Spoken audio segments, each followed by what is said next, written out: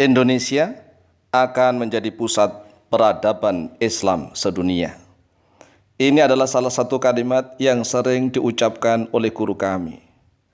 Guru kami insya Allah orang yang soleh, orang yang alim, orang yang arif billah.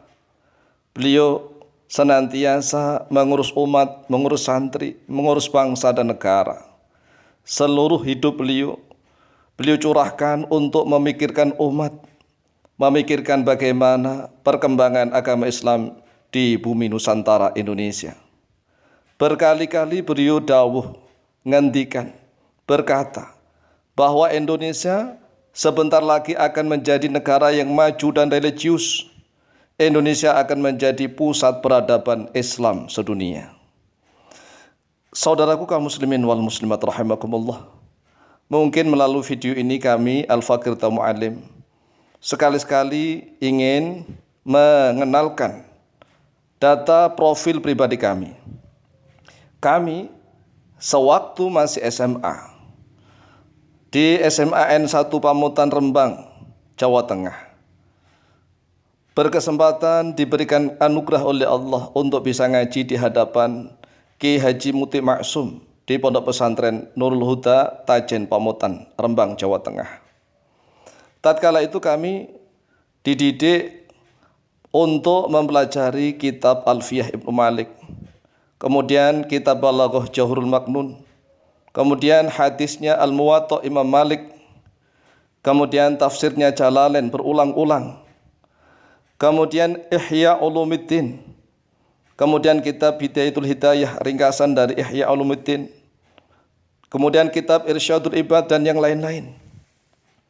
Kemudian setelah lulus sekolah, kami pernah mendaftar di Akabri, tetapi oleh guru-guru kami tidak ada yang ridho, tidak ada yang setuju. Padahal alhamdulillah kami sudah melewati tahap demi tahap untuk ujian tes kesemaptaan A maupun B, kami lolos. Akabri kalau keluar menjadi seorang letnan, ya minimal letnan 2, kemudian letnan 1, kemudian kapten dan seterusnya, menjadi seorang perwira. Tetapi guru-guru kami tidak ada yang setuju. Kemudian kami mengalah. Kami ingin berbakti kepada guru-guru. Kemudian karena kami bingung, tidak memiliki biaya, tidak memiliki harta yang melimpah, kemudian terpaksa kami menerima salah satu tawaran kerja ikatan dinas di perusahaan yang dahulunya namanya Kanindotek. Tapi tatkala kami masuk sudah berubah menjadi AIC, Apak Inti Korpora, sebuah perusahaan tekstil terbesar se-Asia yang berpusat di Bawen, Semarang, di perbatasan antara Ungaran dan Salatiga atau Ambarawa. Di sana kami bekerja. Tatkala itu perusahaan dipegang oleh Bambang Triatmojo, salah satu putranya Soeharto, putra Cendana. Tetapi berkali-kali guru kami juga tidak ada yang setuju. Kami walaupun sudah bekerja, ya kurang lebih 8-9 bulan, kami akhirnya mengundurkan diri dari perusahaan yang sudah ikatan dinas. Walhasil kami pengalaman pernah mendaftar tentara, seorang perwira. Kami pernah mendaftar sebagai seorang karyawan, keluar masuk pabrik. Dan akhirnya kami kembali untuk mengaji di hadapan paman Kiai Haji Maimun Zubair, yaitu Kiai Haji Abdurrahim Ahmad, pimpinan Pondok Mus Ma'had Ulum Syar'i Sarang, Rembang, Jawa Tengah. Kemudian setelah itu kami belajar juga kepada Kiai Haji Maimun Zubair di Pondok Pesantren Al-Anwar Sarang. Tetapi kami tidak mendaftar sebagai santri resmi. Artinya karena rumah kami dekat, hanya seberangan jalan dengan Pondok Pesantren Mus dan juga Pondok Pesantren Al-Anwar, maka kami sering gunakan untuk mengkaji berbagai macam ilmu-ilmu Islam. Dan Syekhina Ki Haji Maimun Zubair berpesan kepada kami berulang-ulang, jangan menyerah untuk dakwah di Indonesia. Jangan terpikat dengan tawaran untuk menjadi seorang guru di luar negeri di Timur Tengah. Kebetulan kami pernah ditawari untuk menjadi seorang pengajar ilmu hadis Kutubus Sittah di Timur Tengah. Tetapi guru kami berkali-kali menolak, jangan. Harus sabar untuk dakwah di Indonesia.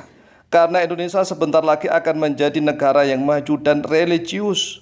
Indonesia akan menjadi pusat peradaban Islam sedunia. Kemudian kami pernah juga menjadi salah satu admin grup di Timur Tengah. Dan mereka mengatakan, Al-Indonesiuna jahiluna la yahtajuna ilal ilmi walakinnahum yahtajuna ilal mali wal jahi. Teman-teman kami yang di Timur Tengah mengejek kami. Orang Indonesia itu tidak butuh kepada ilmu pengetahuan. Akan tetapi mereka orang-orang Indonesia itu butuh harta benda dan butuh kehormatan, tidak butuh ilmu. Tetapi kami jawab, dengan PD-nya kami jawab, tidak. Tidak, suatu ketika Indonesia akan menjadi pusat peradaban Islam sedunia. Oleh sebab itulah guru kami membimbing kami, menuntun kami untuk menyusun satu metode mudah cara membaca kitab kuning gundul. Yang dahulunya kami berikan nama metode Asarangi, karena kami orang Sarang, Rembang, Jawa Tengah. Tetapi akhirnya metode itu terkenal dengan sebutan metode Al-Mu'alim, cara mudah belajar membaca kitab kuning atau kitab gundul. Dan alhamdulillah sudah kami ajarkan mulai dari Jakarta, DKI Jakarta, kemudian Jabodetabek, kemudian menyebar ke Jawa Tengah, ke Jawa Timur, Madura, ke Lampung, ke Kalimantan Timur dan seterusnya. Tapi belum banyak orang yang belajar. Kemudian setelah pandemi COVID-19, kami buka pengajian lewat YouTube. Ada di channel Al-Mu'alim Center salah satu playlist metode cara mudah membaca kitab kuning gundul. Ada dua playlist, yang satunya membaca per halaman kitabnya, yaitu kurang lebih 50 halaman. Kemudian video yang kedua yaitu video yang mensyuting diri kami untuk menerangkan di papan tulis. Dan tidak berhenti di situ. Kami juga berusaha untuk membimbing kaum muslimin wal muslimat di bumi Nusantara Indonesia untuk mengkaji Al-Quranul Karim. Kami buka channel YouTube khusus yang bernama Tafsir Al-Mu'alim. Silakan lihat channel khusus yang bernama Tafsir Al-Mu'alim. Di dalam channel khusus Tafsir Al-Mu'alim inilah kami ingin mengajak kepada saudara-saudaraku kaum muslimin wal muslimat untuk mengkaji Al-Quranul Karim, memuliakan Al-Quranul Karim, agar kita dimuliakan oleh Allah. Bangsa Indonesia, terutama umat Islam di Indonesia, akan segera dimuliakan oleh Allah. Karena apa? Karena umat Islamnya telah memuliakan Al-Quranul Karim. Kami tidak pernah putus asa. Kami yakin Indonesia akan menjadi pusat peradaban Islam sedunia. Amin.